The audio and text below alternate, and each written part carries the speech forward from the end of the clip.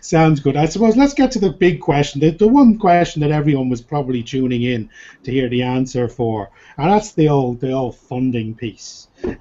Obviously, you've recently just announced that you've raised phenomenal now, not you exclusively, but the whole crew in Pop Team, and I don't want to leave those other people out. But you've raised a whopping 500,000 in funding. Now I think it was a venture capital firm, Delta Partners, Enterprise Ireland, and some other angel investors contributing to that 500,000 figure. How have you gone about investment? How do you even begin looking for an angel investor or begin looking for funding? I guess, you know, to kind of understand how we went about it, and kind of even us putting our strategy in place the first time around, we did take that same approach of reaching out to people who had previously done it. I'm looking to be friends with some amazing entrepreneurs who have raised seed rounds successfully, some of the biggest seed rounds, and those people were very willing to help me, when I was putting a strategy together, and we were making sure we had all the right pieces of the puzzle.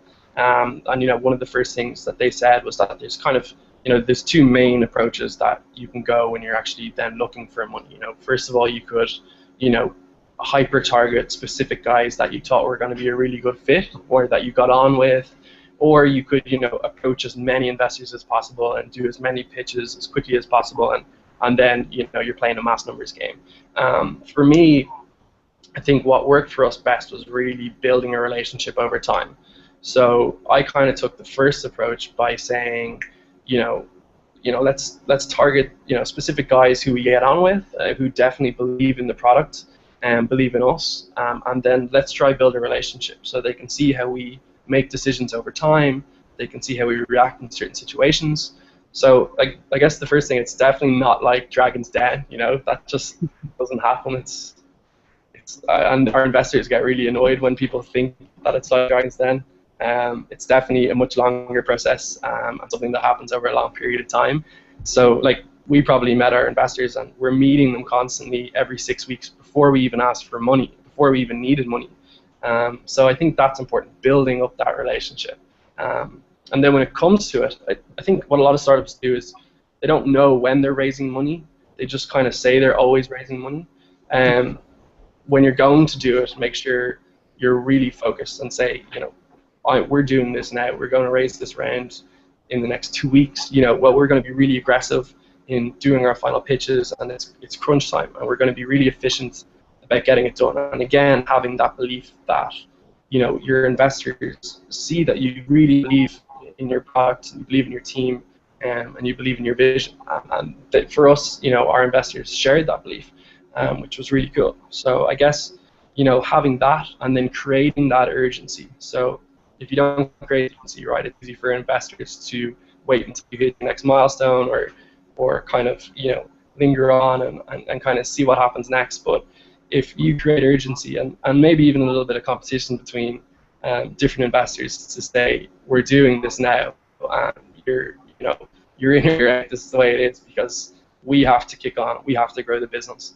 And when you have that belief, and that's really what we had, and our investors, believed us, believed in the products, and were able to move quickly. So I guess that was really important to us.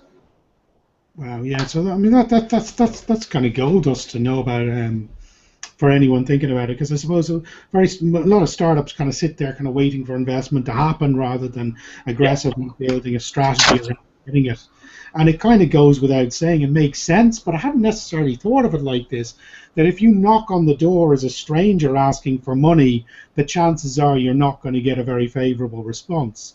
But if you knock on the door of someone that knows you and believes in you asking for money, the chances are you may get a response. So that makes a lot of sense. Yeah, I think so. And just also, make sure that you're very honest, because that's really what's going to build that trust.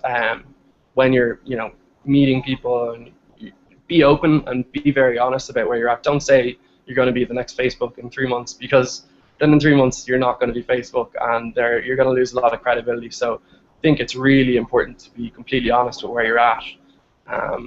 and have that open relationship. So then, when they come on, you can maintain that relationship over time, which is really important. Yeah, big time. And I suppose then one thing that you've alluded to there that makes a lot of sense is, when you raise 500,000, which you recently have done, you didn't raise 500,000 without accounting for every cent of that 500,000. It's not going in fast cars and trips to the Super Bowl.